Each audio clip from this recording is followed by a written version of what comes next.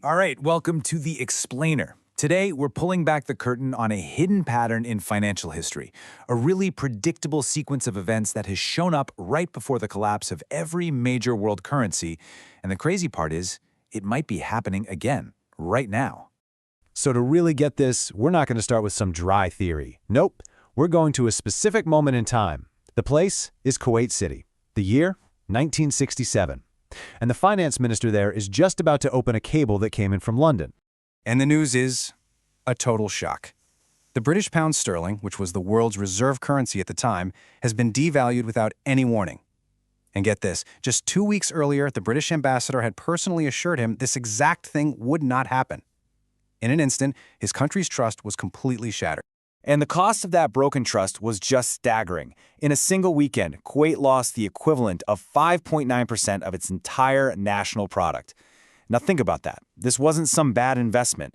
This was the price they paid for just trusting the system. Okay, so this whole story from 1967, it points to something absolutely critical. The danger in a reserve currency system. It doesn't start at the center, in London or Washington. It always starts at the edges, with countries like Kuwait who are relying on that system. And you might be wondering, well, why didn't they just sell? And the crazy thing is, they tried. Kuwait actually saw the writing on the wall and had already started cutting back their sterling holdings in a big way. But it wasn't enough. They were still holding so much that they couldn't get out without kicking off a full-blown panic. Look, that whole Kuwait situation, it wasn't some random one-off event.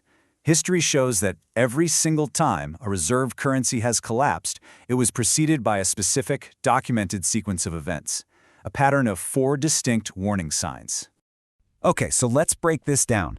This sequence is just remarkably consistent throughout history. It always starts at the edges, where the weaker currencies start to crack. Then, the big players who hold a ton of the reserve currency realize, they're trapped. As that trust starts to fade, central banks quietly start buying up physical gold. And then, in the final stage, the groundwork for a whole new system is built kind of in the shadows. All right, so that's the history. The billion-dollar question, of course, is, are we seeing these same 4 warning signs today in our system, the one built on the US dollar? Well, let's take a look at the evidence. And right here, you've got warning sign number 1, clear as day. These are not isolated events.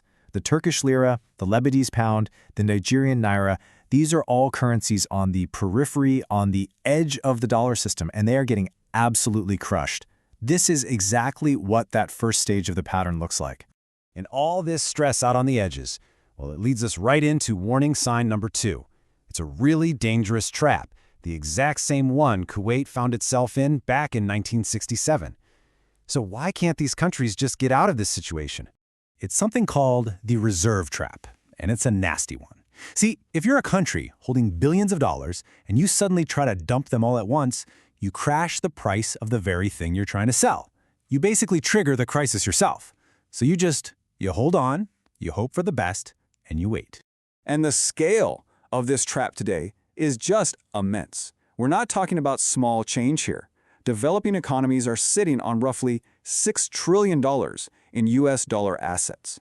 So the question isn't, do they want to sell? The real question is, how much can they possibly sell before the whole thing comes tumbling down? Which, naturally, leads us to sign number 3. When governments and reserve managers start losing faith in paper money, what do? They turn to a physical metal. They buy gold. And boy, is that what's happening. For 4 years in a row now, central banks have been buying gold at more than double the historical average. And this isn't just a trend. It's a full-blown commitment. A recent survey asked central bank managers a simple question. Are you planning on selling any of your gold? The answer? A flat no. 100% of them. Not a single one plans to sell. That's not speculation. That's coordinated action on a global scale. Okay, so the 4th and final warning sign. This one is the quietest, but honestly, it might be the most significant one of all. It's the construction of a whole new financial architecture, a totally different set of pipes and plumbing that operates completely outside the system we all know.